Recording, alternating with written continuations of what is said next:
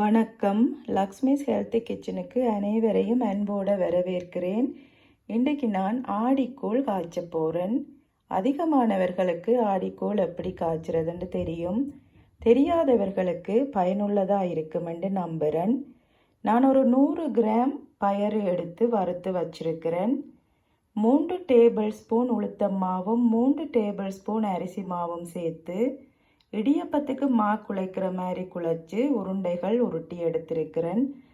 600 gram அளவில் பெனங்கட்டி குட்டான் எடுத்திருக்கிறேன். தேங்காய் சொட்டு ஒரு பாதி தேங்காய் எடுத்து அதில் வெட்டி வச்சிருக்கிறேன். பயரை வேக வச்சுட்டு மிகுதியாக என்ன பொருட்கள் தேவைன்றதை பார்ப்போம். இப்போ பாத்திரத்தில் தண்ணி கொதிக்க வச்சிருக்கிறேன். நாங்கள் வறுத்தெடுத்த பயரை அவிய விடுவோம். இது ஒரு அரைப்பதம் அவிஞ்சு வரட்டும். பயறு அரைப்பதம் வெந்து வந்துட்டு இந்த நேரம் நான் உருட்டி வச்ச உருண்டைகளை சேர்க்கிறேன்.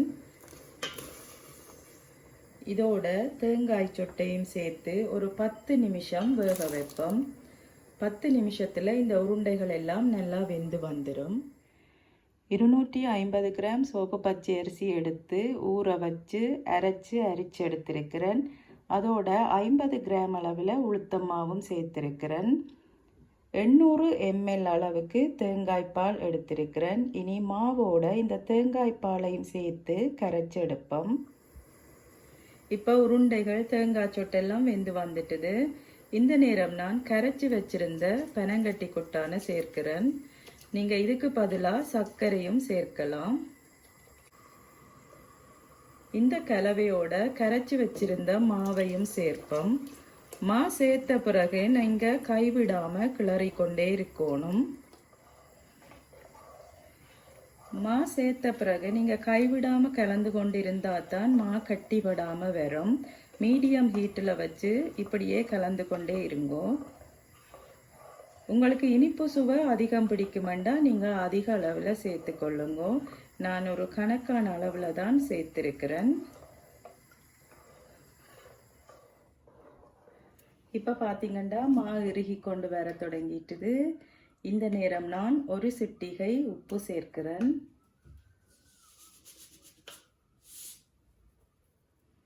அதோட ஏலக்காய் பவுடர் 1 டீஸ்பூன் சேர்க்கிறேன்.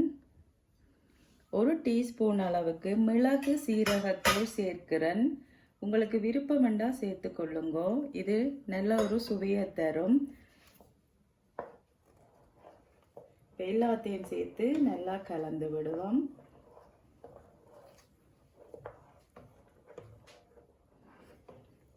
கூழ் இப்போ தயாராகிட்டுது. நான் ஒரு இந்த பதத்தில் இறக்குறேன்.